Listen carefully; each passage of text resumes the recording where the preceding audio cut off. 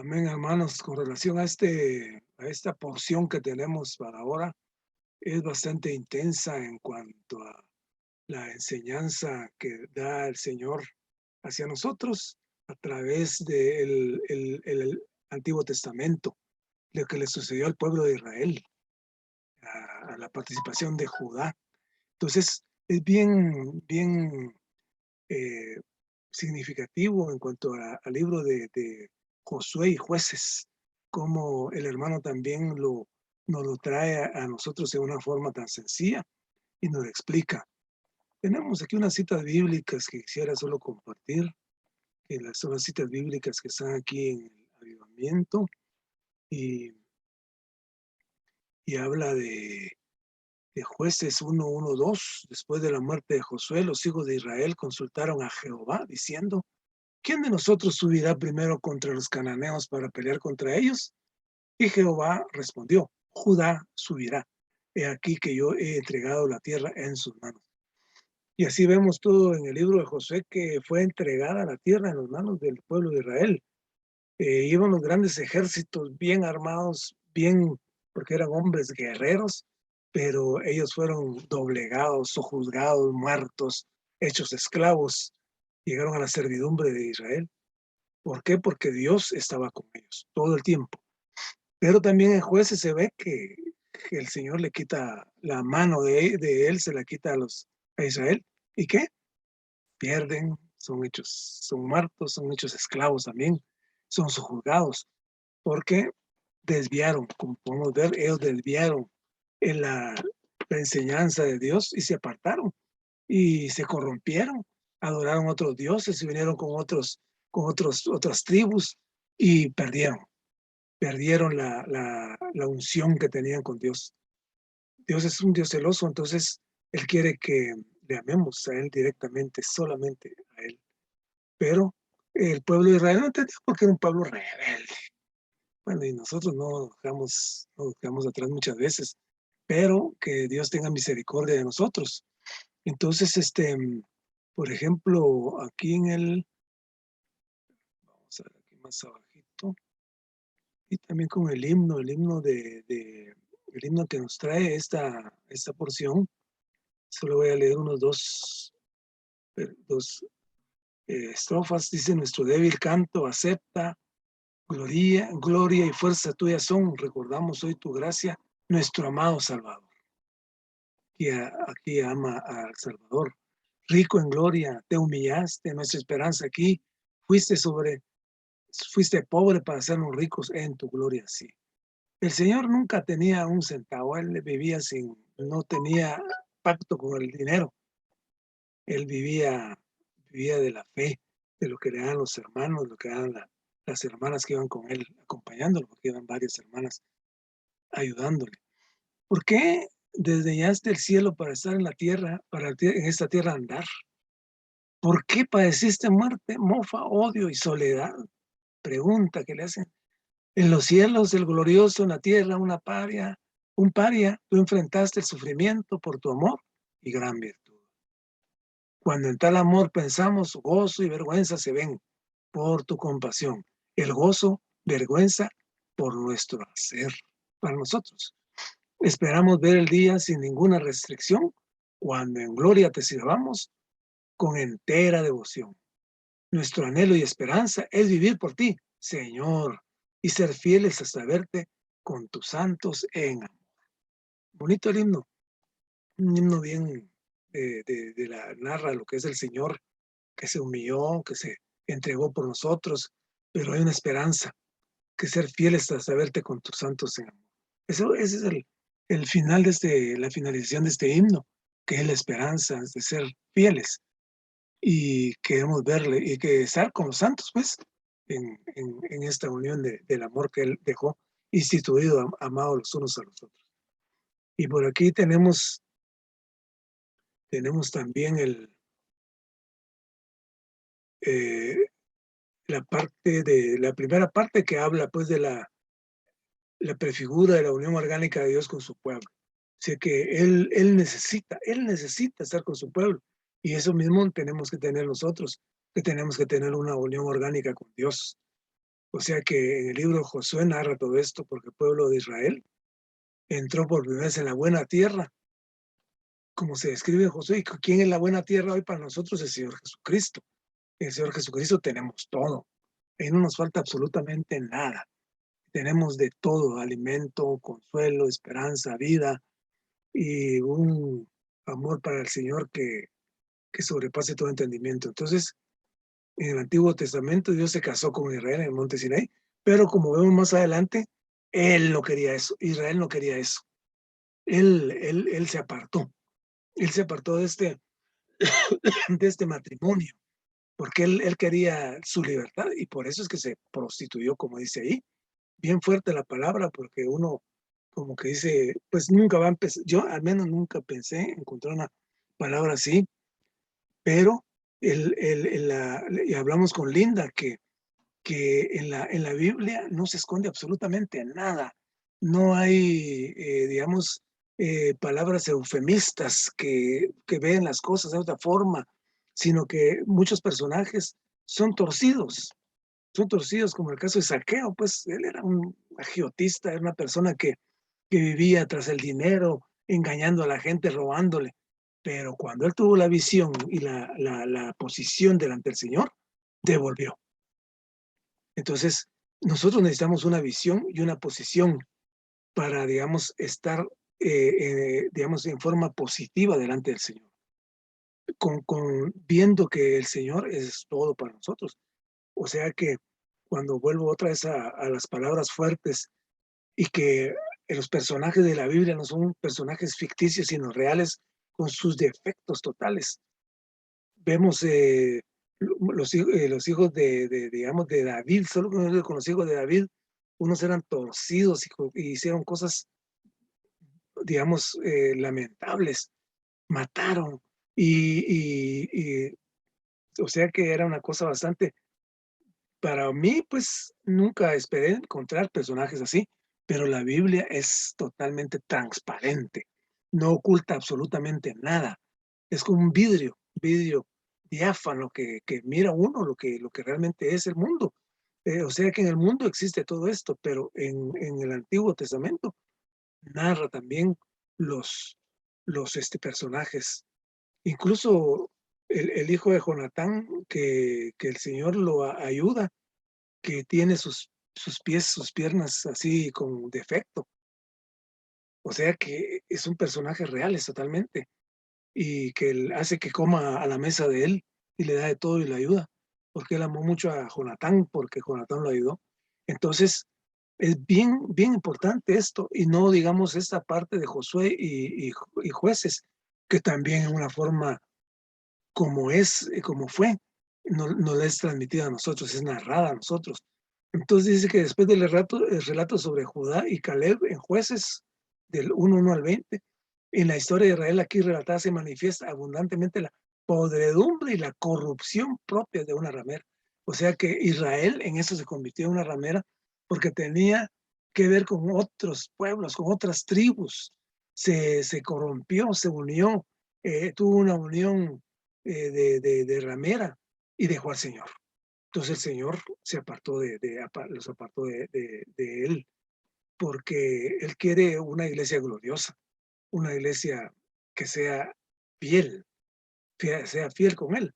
Entonces, mientras que Josué es el libro de la historia de Israel, donde abundan los relatos de las maravillosas victorias obtenidas por Israel sobre los pueblos, sobre las tribus de Canaán, en presencia de Jehová. Todo fue en presencia de Jehová, pero en Jueces, ese libro de la historia es contrario de Israel, donde abundan los relatos de las vergonzosas derrotas sufridas por Israel a manos de sus enemigos por haber abandonado a Jehová.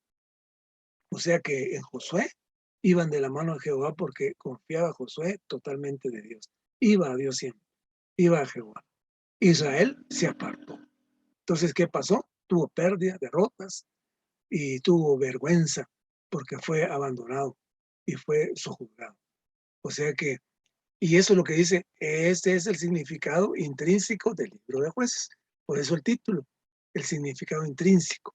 Esa es la esencia en la cual nos narra la Biblia qué sucedió, pero que Este contenido de Jueces, entonces, consiste en que los hijos de Israel ponen su confianza en Dios, abandonan a Dios, son derrotados por sus enemigos, se arrepienten ante Dios al hallarse en un estado deplorable, porque siempre se arrepentían y volvían otra vez y el Señor los perdonaba.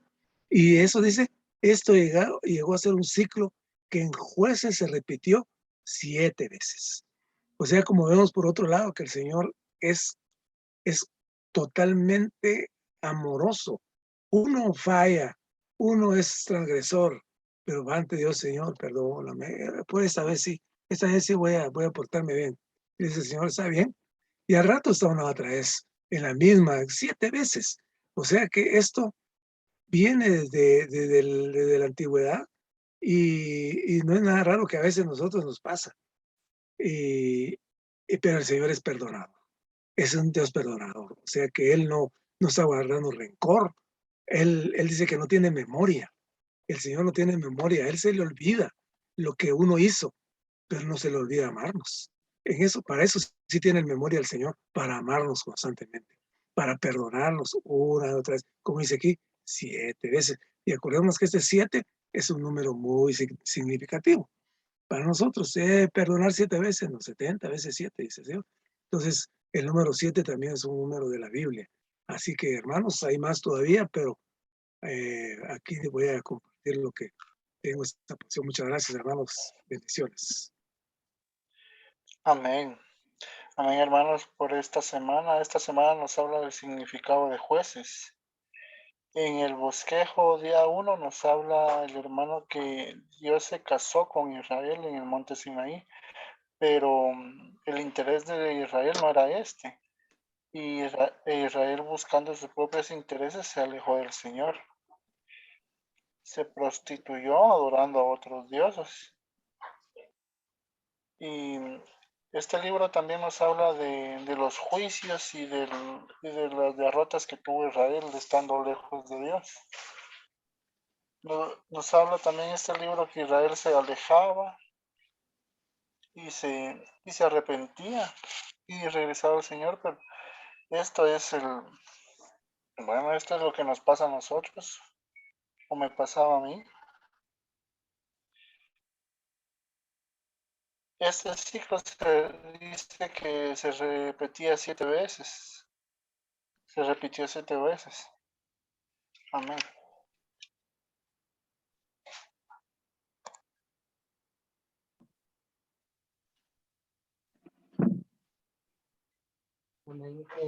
Me impresiona mucho ver este panorama de Cristo con su pueblo escogido y me exponía mucho la manera en que vivían los israelitas, sin saber realmente el pacto o la unión que tenían ellos con el Señor.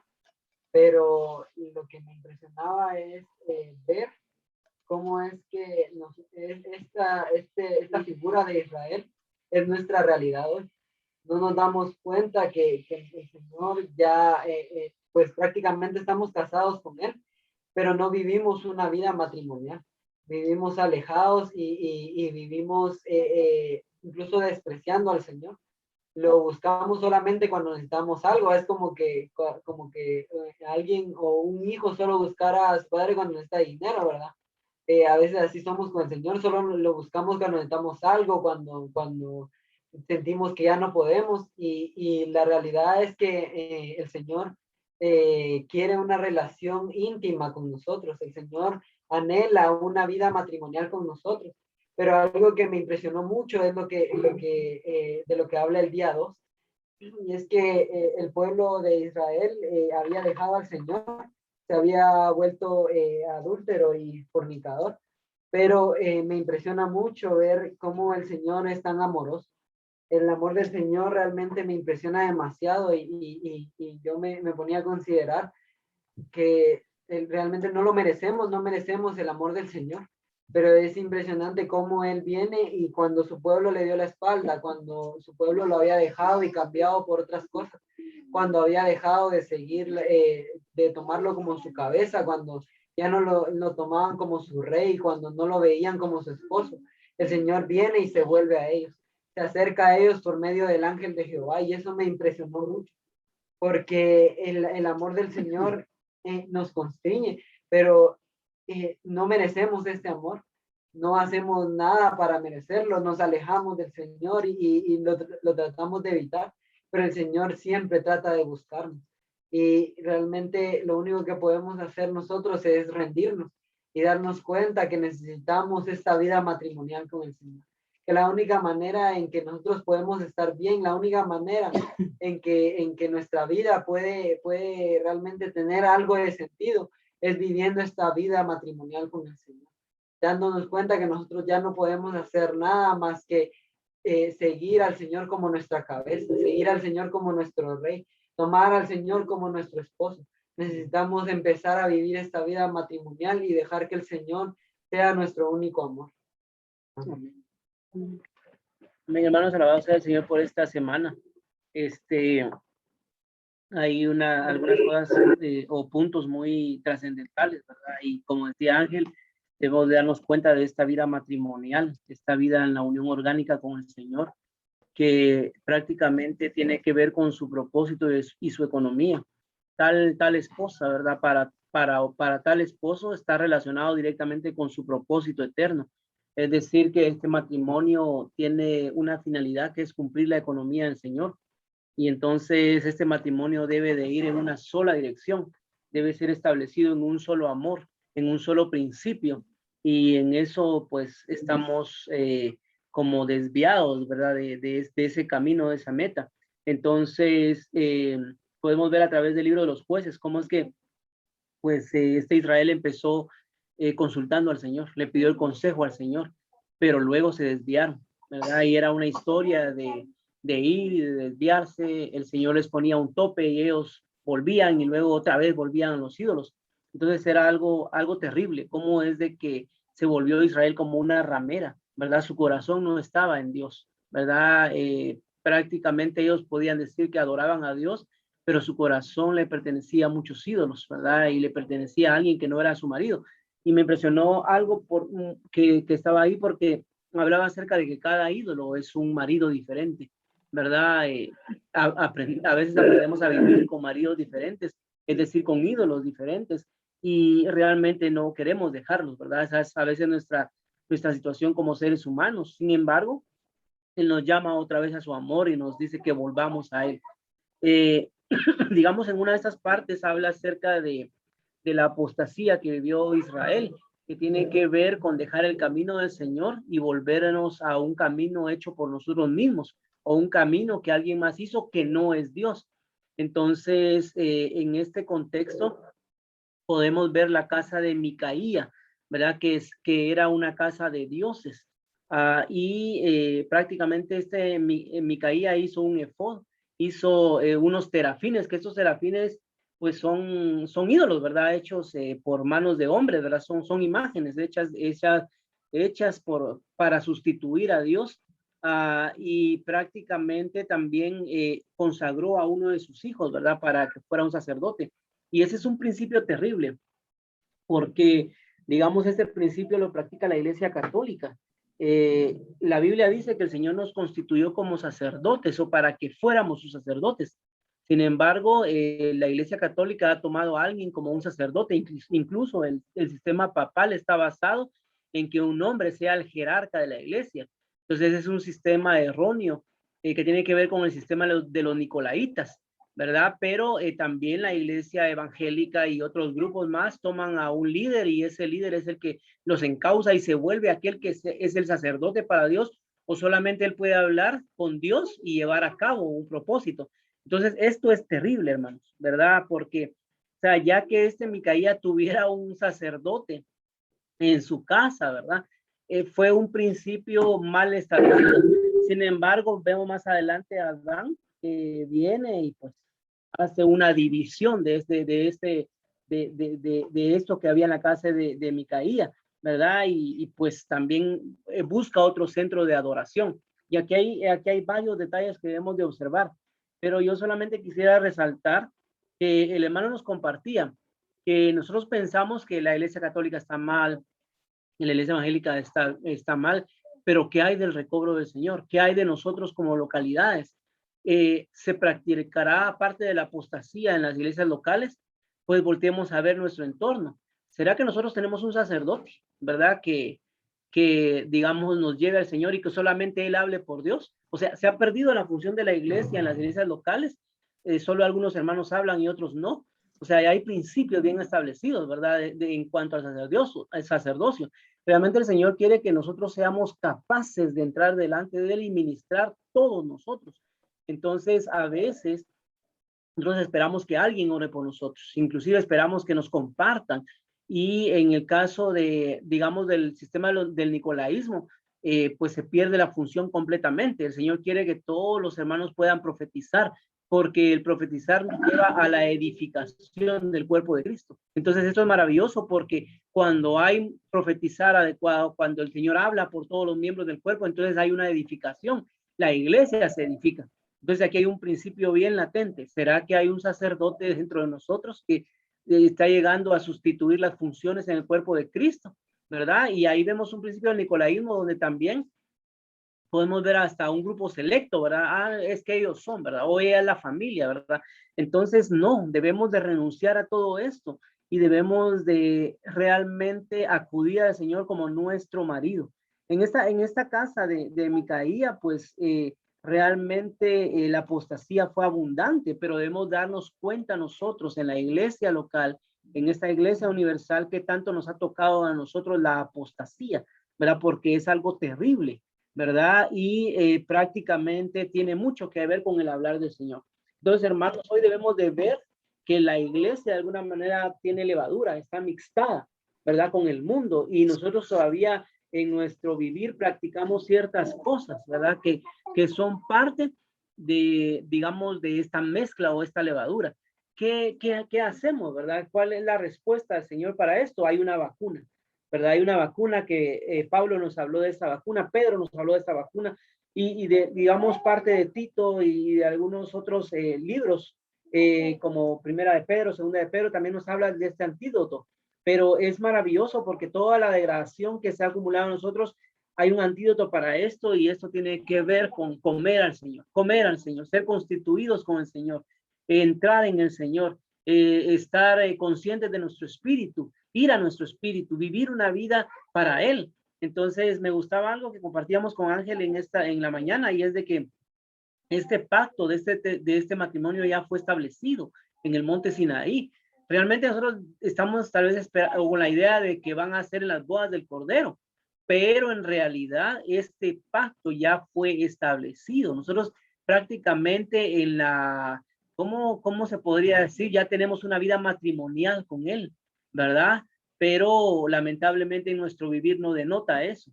Entonces, hoy en día el Señor es nuestro marido. Debemos de consagrarnos a Él como nuestro marido, no vivir una vida independiente, sino que todo lo que hagamos debemos de consultarlo a Él primero, y si Él nos dice que sí o nos dice que no, debemos de tener esa característica de ser dependientes completamente de Él. Entonces, hermanos, definitivamente necesitamos mucho que aprender, ¿verdad? La apostasía está hoy, la apostasía está en medio de nosotros, y debemos de desecharla. Debemos amar al Señor de tal manera que volvamos nuestro corazón a Él. Amén.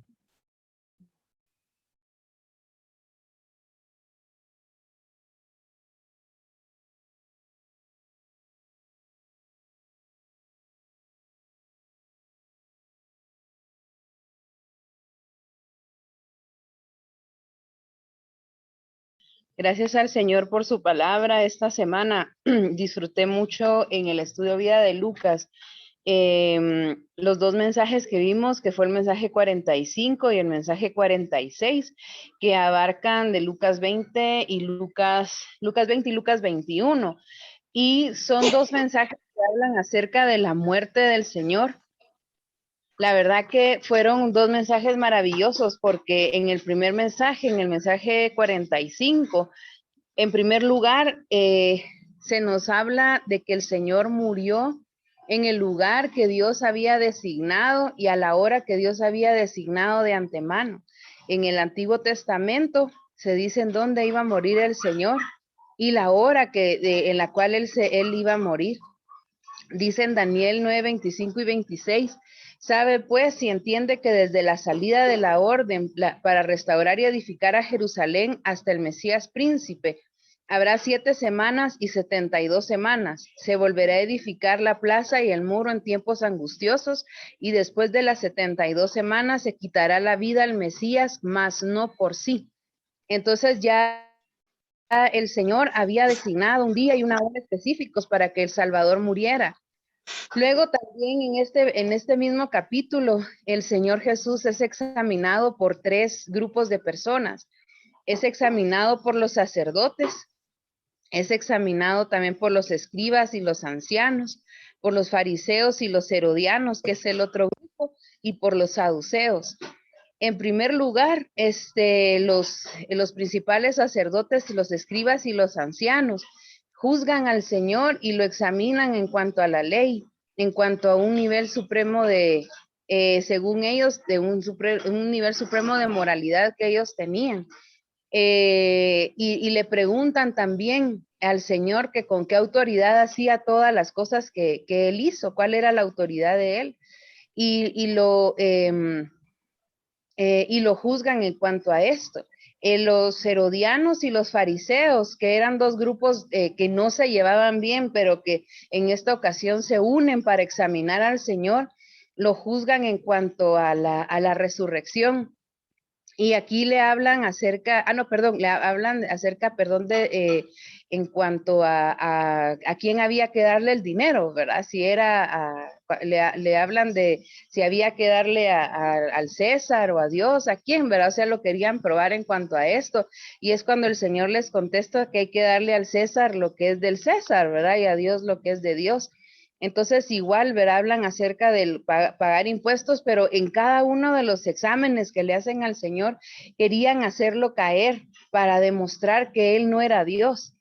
Entonces, también los saduceos, ahí ellos sí lo examinan en cuanto a la resurrección, y le preguntan acerca del hombre que se casa con una mujer y muere, y tiene él otros 6 hermanos más, y ellos mueren también. Entonces le preguntan de quién va a ser la mujer o sea, de cuál de los 7, ¿verdad? Va a ser la mujer. El Señor Jesús les responde muy, muy bien y muy acertadamente, y habla de la resurrección, porque habla que Dios no es un Dios de muertos, sino que es un Dios de vivos, porque habla que Dios es el Dios de Abraham, de Isaac y de Jacob. Cuando Dios menciona a Abraham, Isaac y Jacob, él hace ver y hace alusión a su resurrección, porque bien vemos en la parábola del Lázaro y el rico, que Lázaro llega al seno de Abraham. Entonces Abraham está, por decirlo así, ¿verdad? Está vivo en el paraíso. Abraham no está muerto. Entonces Dios es Dios de vivos, Dios es el Dios de la resurrección. Y aquí el Señor les prueba a ellos que Dios es un Dios, Dios vivo. Bueno, en cuanto a en cuanto lo examinan, pues esto es lo que habla este mensaje. Luego, también en el mensaje 46, se habla acerca de que el Señor tiene la más alta moralidad, y es que él compara, hay 2 pasajes que él compara, y es el pasaje de Zaqueo y el de la viuda pobre que dio todo lo que tenía. Dice aquí de que la viuda seguramente era una viuda indigente, dice Lucas 21:2. Ella era una viuda indigente y dio todo lo que tenía, dio 2 leptos, que era lo que tenía ella para poder vivir, pero ella da todo lo que tiene porque ella sabe que depende de Dios. Y por otro lado, pues está el caso de Zaqueo, que Zaqueo al recibir al Señor en su casa, se despoja de todo lo que tiene y lo da a los pobres y devuelve el dinero que robó. Entonces, ¿qué significa esto? En primer lugar, la viuda pobre, ella representa una vida con una alta moralidad, que es la moralidad que el Señor tiene. En el libro de Lucas y en el libro de Mateo se habla de vivir con una alta moralidad, y cómo podemos vivir con una alta moralidad y cumplir todos estos requisitos a través de la vida del Señor. Y por otro lado, cómo es que Zaqueo siendo como, pues como él era. ¿Cómo pudo devolver todo el dinero a los pobres solo con la visita del Señor? Entonces, aquí lo que menciona es de que el Señor al entrar en nosotros, Él entra como una salvación dinámica y Él entra en nosotros para hacer cambios, cambios que nosotros mismos no podemos hacer ni podemos tener. Así que el Señor como una salvación dinámica entra en la casa de Zaqueo y produce en él el poder devolver lo que él había robado. Por otro lado, muestra en la parábola de Zaqueo que el Señor Jesús es la salvación. La salvación no es un evento diferente al Señor, sino que el Señor mismo es la salvación. Él es el Salvador y Él es la salvación. Así que como la salvación dinámica en nosotros produce cambios y produce que nosotros podamos vivir con una moralidad alta y que podamos vivir como Dios hombres. Otra cosa importante en este capítulo es de que el Señor Jesús, ¿por qué fue examinado? Porque, bueno, el capítulo 45 de este estudio vida termina solo con los 3 exámenes que le hacen, pero ¿por qué él es examinado? Porque él debía probar que él era el Cordero, el Cordero que podía morir y que podía quitar el pecado del mundo. Él cumple el Antiguo Testamento y cumple la palabra de Éxodo 12, donde habla de que hay un cordero que tenía que ser sin defecto para poder ser sacrificado para Dios. Entonces, Cristo, como el cordero sin defecto, que tiene el nivel supremo de moralidad, era el único que podía, el que cumplía con los requisitos de Dios y el que podía morir por causa nuestra, para hacer nuestra redención. Así que alabado sea el Señor, porque Juan 1:29 dice, cuando lo ve Juan el Bautista, he aquí el Cordero de Dios, que quita el pecado del mundo. Alabado sea el Señor, porque Él es el Cordero, el único que podía quitar el pecado del mundo. Así que cumple la palabra del Antiguo Testamento. Y muere a fin de que poder germinar. Así que el Señor muere y se siembra como una semilla para él poder germinar en muchos Dios hombres. Así que este libro, pues la verdad es maravilloso. Y estos últimos 2 capítulos que leímos son bien alumbradores, cómo es que el Señor es examinado, Él fue examinado en su humanidad para probar que era el Cordero de Dios, que era el único que podía morir para poder darnos vida. Por otro lado, también prueba de que el Salvador es la salvación, así que no necesitamos nada más, sino de veras que al momento de ser salvos, nosotros invocamos al Señor, oramos al Señor el Señor entró en nuestro espíritu y fue nuestra salvación. Y cada día el Señor, cada vez que nosotros tocamos al Señor, cada día Él viene a nosotros como la salvación dinámica. Así que necesitamos nosotros tocar al Señor cada día para experimentar esta salvación dinámica que es el Señor mismo. Así que también una manera de tener una alta moralidad no es un esfuerzo propio ni ser buenas personas, sino es permitir que el Señor entre en nosotros y entre en los espacios de nuestro corazón que aún nosotros tenemos reservados para nosotros mismos.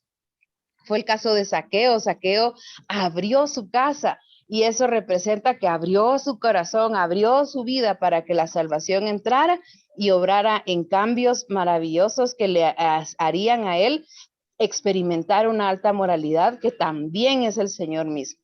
Así que alabado sea el Señor por este libro maravilloso de Lucas. Gracias al Señor que podemos ver cómo nuestro Salvador es perfecto, es completo, es Dios, es hombre y Él es nuestra salvación. Que el Señor nos permita experimentarle esta semana como esta salvación dinámica, capaz de obrar en cambios en nosotros y capaz de poder vivir de la manera que el Señor vivió con una alta moralidad sobre la tierra. Alabado sea el Señor, hermanos.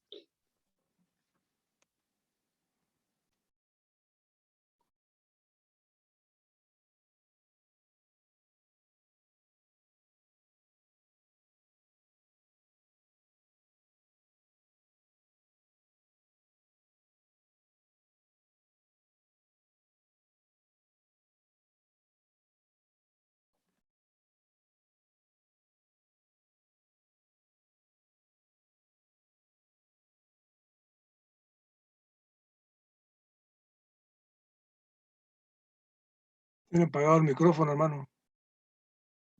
Ya se me pegó eso a mí también. Gracias. Pues estaba diciéndoles que gracias al Señor por esta semana, y como compartían los hermanos antes que yo compartiera, sí es un poco intenso el asunto de cómo el pueblo de Israel es expuesto, y también Isaí mencionaba que en alguna medida pues pueda que sea esta nuestra experiencia. Una de las cosas que me llamó la atención mucho es que es ver la relación que Dios espera tener con nosotros, ¿verdad? Es decir, nosotros tenemos, o pueda que tengamos la idea de que la relación con Dios es de criatura a creador, ¿verdad? Nosotros somos sus criaturas y como Él, Dios poderoso y creador, le suplicamos y nos humillamos a sus pies y demás, que pues suena muy lógico, ¿verdad?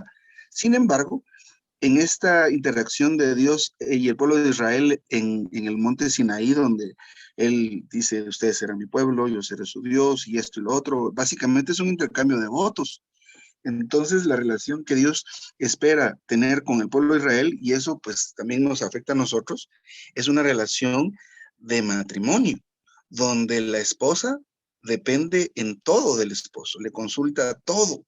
Y lo vemos pues tipificado en la actitud de Moisés hacia Dios cuando él dirigía al pueblo de Israel, de Josué, pero aunque tuvo sus tropiezos, y luego del pueblo de Israel ya establecido en la tierra, en la buena tierra.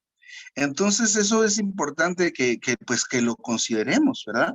Dios espera de nosotros que le preguntemos todo, que le consultemos todo, que no hagamos nada sin Él. Eso es lo que Dios espera. Así que es un asunto en el cual podemos laborar. Antes de ir, decidir, decir, siempre consultarle al Señor en nuestro espíritu, ¿verdad? Puedo hacer esto, ¿qué dices Dios acerca de esto? Como una esposa que es sumisa, una esposa que es obediente. Eso me llamó la atención en la primera parte, pues, ¿verdad? Entonces, luego, también ahora, el asunto de ser fieles a Dios o que yo sea fiel al Señor tiene otro significado, pues, ¿verdad? Porque, pues, en mi caso tengo el trasfondo de la cristiandad. Entonces, cualquiera dirá, ser fiel es estar en todas las reuniones, leer, orar, hacer todas las cosas que corresponden, pero la fidelidad aquí está aplicada en el contexto de un matrimonio. Entonces, en el momento que yo confío en mí mismo, busco mi propia conveniencia, me estoy alejando de mi esposo, de mi marido, que es Dios, ¿verdad? Y entonces, eso es la causa por la cual menciona que la moralidad era muy baja en esos tiempos, porque el pueblo se iba tras otros dioses, algunos reyes hacían alianzas con quien no debían hacer alianzas, y en todo esto que hacían no consultaban al Señor, ¿verdad?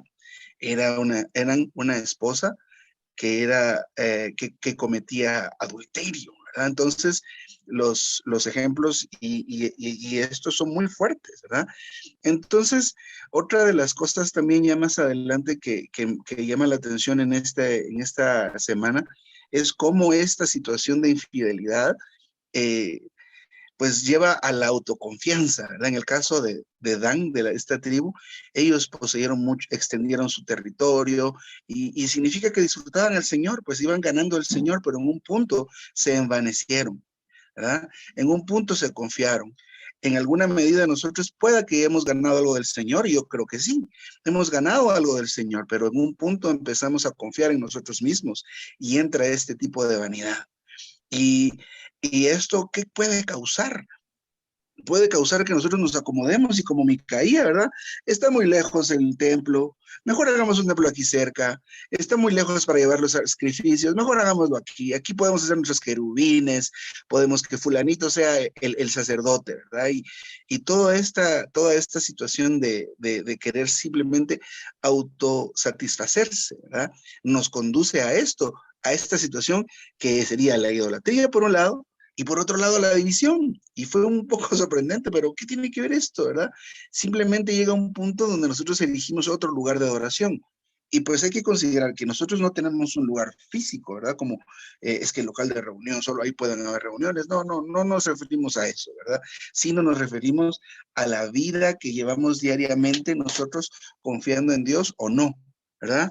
Decía que a veces pasan situaciones entre los hermanos y las hermanas o situaciones de la vida diaria y la primera reacción es, ya no me reúno, ¿verdad? ya no me reúno, ya no leo la Biblia, ya no voy a orar, ¿verdad? Y la primera reacción siempre es hacia el Señor y hacia la comunión. Pero pues necesitamos ver todo esto para evitarlo. Pero también el asunto de evitarlo no es un asunto de que nos debemos proponer evitarlo y esto y lo otro, porque realmente a veces caemos en estas situaciones por falta de visión. Pero el hermano al final de la semana nos habla acerca de un antídoto, una vacuna. En estos días están aquí en Guatemala pues vacunando a los adolescentes y hay grandes colas en los centros de vacunación por la urgencia de este antídoto para no contraer COVID. Pero todo esto de la apostasía, que apostasía significa tomar otro camino, usar otro camino para hacer algo de Dios, pero sin Dios, ¿verdad? Hacer algo para Dios, pero solo basado en nuestra conveniencia, ¿verdad? Eso es la apostasía. Y luego este tema de la idolatría, de dejar a nuestro marido por querer tener rey, porque por ejemplo ese fue un asunto que yo no había considerado, que Dios pues se ofendió porque en vez de seguir dependiendo de Dios, el pueblo quería un rey como los demás reinos de la tierra. Entonces, si lo vemos en el contexto de un matrimonio, es decir, ya no te quiero como esposo a ti, ahora quiero otro esposo, ¿verdad? Eso no es nada más así. Pero volviendo al asunto del antídoto, me gustó cómo mencionó, cómo describió ese antídoto, ¿verdad? Son dos cosas, ¿verdad? Una es la provisión de vida y la otra es la revelación de la verdad. Son dos asuntos que constituyen esta vacuna a la cual todos debemos acceder, ¿verdad? Esta vacuna todos debemos acceder. Una es la provisión de la vida divina y la otra es la revelación divina. Esta revelación acerca de la verdad. Entonces, y menciona 4 asuntos, ¿verdad? 4 asuntos en los cuales nosotros podemos enfocarnos para obtener tal vacuna, ¿verdad? En cuanto a la revelación, son 4 puntos. En cuanto a la economía eterna de Dios, en cuanto a la Trinidad divina, en cuanto a la persona y obra del Cristo todo inclusivo, y en cuanto al Espíritu consumado y vivificante.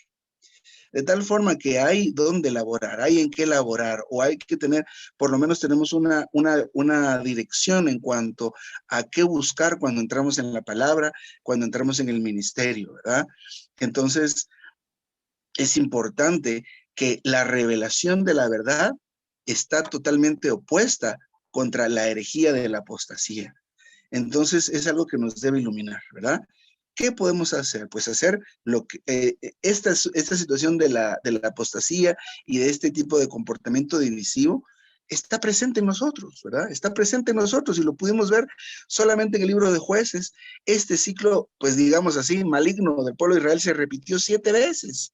Y cuando leímos los libros estos de Crónicas, vimos un rey venía y se apartaba del camino del Señor, y otro volvía al camino del Señor, otro se apartaba del camino del Señor, otro volvía al camino del Señor, otro, ¡ay, Dios! Entonces esto es terrible. Pueda que esté presente en nosotros, pero bendito Dios, hay un antídoto. Un antídoto. Una es, recordemos, la provisión de vida, y el otro es la revelación de la verdad. Amén. No sé si alguien más quisiera añadir algo. Vamos a ver. Licenciado. Bueno, no hay más licenciados. Entonces, amén, hermanos. Que tengamos un buen día, hermano Jorge, Marvin y familia, Isaí, hermano Mario, Dorita, Linda, que el Señor los guarde.